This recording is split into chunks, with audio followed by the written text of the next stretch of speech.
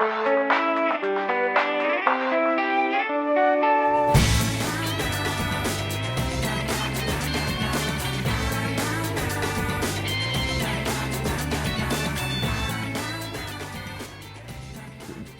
the moment, to handle it, I think the advice, which is hard to do, is to quickly accept what the condition presents.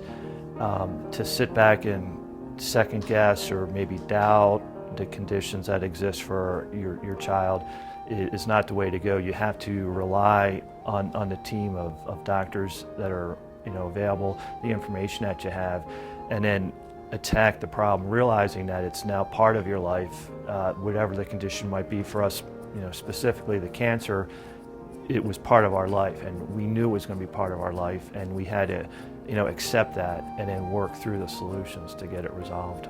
You have to deal with the current situation, you have to see what is available, and realize that your life is going to change, and that there's nothing you can do about it. You have to go with it. You have to take care of your child, and you do that the best way you can. So you gather information and you use the support that's available. You can't think that nobody's ever had this before. There's families in the past that have gone through it. There'll be families in the future. You're just part of that group now, and take advantage of what's available to help you. The people who have been through it, learn from them.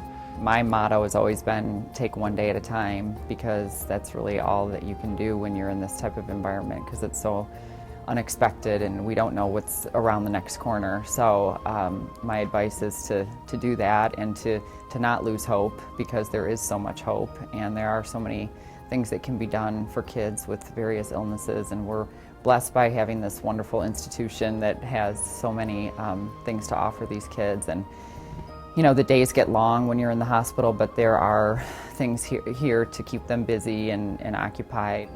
To be a strong and effective advocate without alienating, you have to figure out what your priorities are.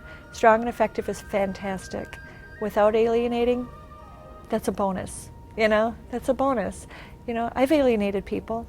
I've changed doctors that I thought didn't work well for what I needed for my daughter. I have what I think is the best team of doctors at the U. But that's not by accident. I think it's important for parents to let doctors know that that they know their child, and they're starting to realize, I think, that nobody knows the child better than their parent. And we may not know everything from the medical perspective, but we learn it. We learn it. I think some of us feel like we should have degrees ourselves. And it's important, I think. If we're talking about coordinating services, it is important that we get educated, and that you know what you're talking about when you go into these appointments, and to write things down. Sometimes these consultations are so quick. You wait for an hour in the waiting room, and the doctor comes in, and they're in 3 minutes, and they're back out the door. And you're like, if you don't write down your questions and say, wait, don't leave, I have another one. You get home and you're like, darn it, why didn't I ask that? And so I think it's important to be organized, and to know exactly what your priorities are and what you need, and find the people that can help you accomplish that. I think the way that you need to go about with your child's health and any decisions is you have to make them a big part of it. Like, we've never held anything back from our children. They've always been very involved in their care. When we get new medications, I like it to be explained to them as well as us. And I always have been very assertive with, they have to be responsible for some of their medical decisions, because I don't want to be the one that has to make the wrong decision. So as they got older, we included them in more and more of the decisions. At first you have to make those decisions because you have no choice. But as they get older, I think it's very important that they be included with their medical decisions. And after a while, I think you have to kind of set back a little bit and let them get more and more involved. There's nothing worse than you're not being there and something happens and your children can't tell what kind of medications they're on, what their settings are, nothing. They have to be responsible for some of that because you can't be there 24/7. I would say embrace it, take it as an assignment, and it's a learning experience to make you stronger, and where you can be there to embrace someone else who's going through it and be an open arm for them and to comfort them through it and to treat them like you would have wanted somebody to embrace you and treat you in the beginning of the journey. And just stay open-minded and positive and know that good things will come to you, and call things not the way they are but the way you think they should be, and they will work out, because I've had lots of people everywhere from this hospital to the schools to just strangers pour into my life, and the cup's running over. And they support and been there for me and my children. I'm glad that I did have people that stepped in to look out for me. Sometimes it feels like just, a lot of people and a lot of information, but if we were getting overwhelmed by that, we could always just say, you know what, we need some more time. And they were very respectful of that, and they'd come back whenever it was good for us. But it was good that we did talk to all these different people, all the different resources that U of M offer, because without that, we wouldn't have been able to get the big picture of how we could better help and serve our child, and then how we could be an advocate for our child, and then find out all the resources that were available to him to help him get better. When our son refused to be trached, and he sat right down and he talked to him and he said to him, "Do you know what this means?" And our son looked at him and said, "That is not the life I want. I don't want to live that way, and I understand that I probably won't be here that long then." And our pediatrician said, "I don't know what to tell you." But he said, "This is what your son wants. Do you want to be supportive parents or not? That's where this is going." And I remember my son saying, "I'll come back and haunt you if you do this to me." And I thought, as a parent, I have to love my child enough to respect what he is saying, but it was very difficult to watch him continue to go down. I remember begging him and pleading with him, and he said, "I don't want to live that way." He was so adamant about it. And I thought, finally, this is getting us nowhere. We're arguing about this all the time. I'm just going to enjoy what time I have with him. So I let it go, and I was just very supportive of him and very understanding, and I loved him like no other, because I knew that was his decision, and it was his decision to make, and I just had to be there to be supportive of him. And in every marriage, like every family is different on how they cope with a cancer diagnosis. The dynamic can and will change. For Dave and I to be able to occasionally steal moments where we could be a family or be a husband and wife, and go out for a dinner or things like that.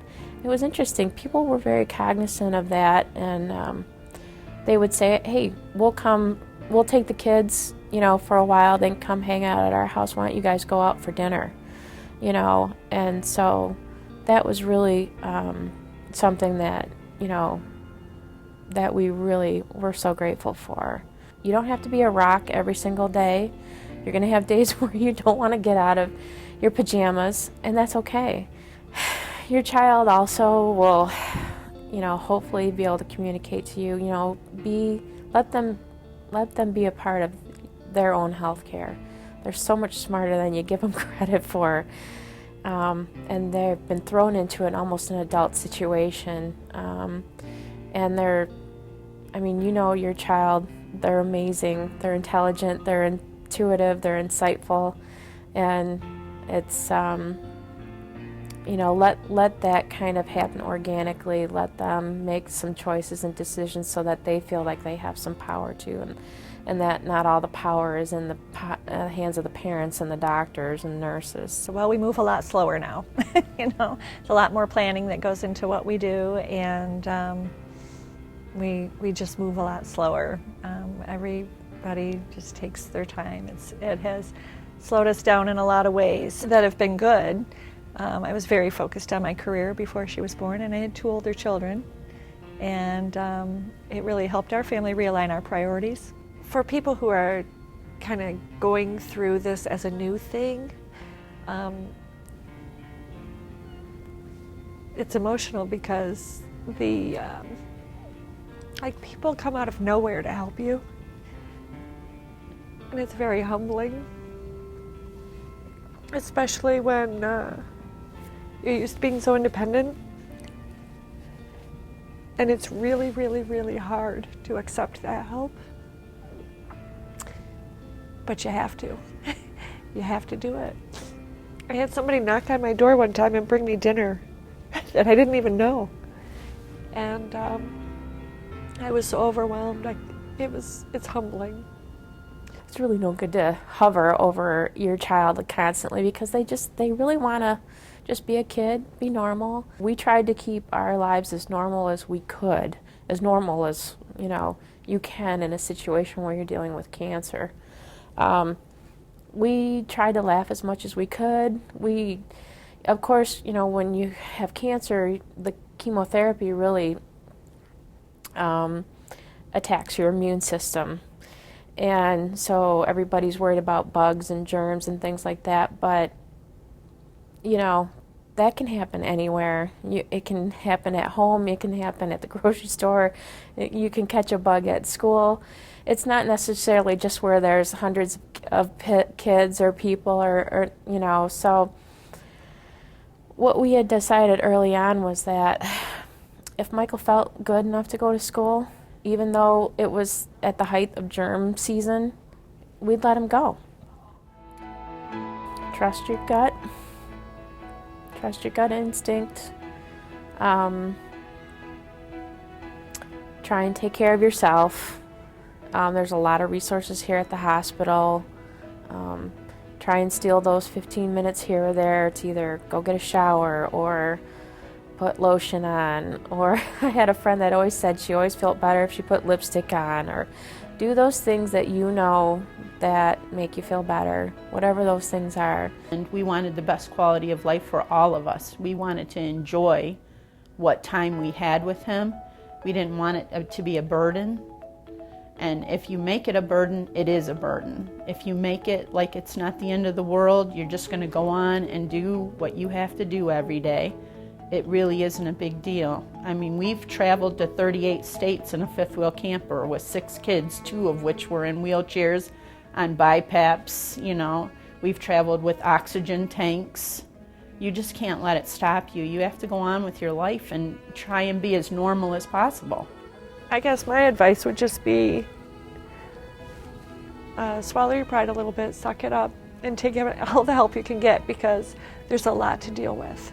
It's a lot to deal with, and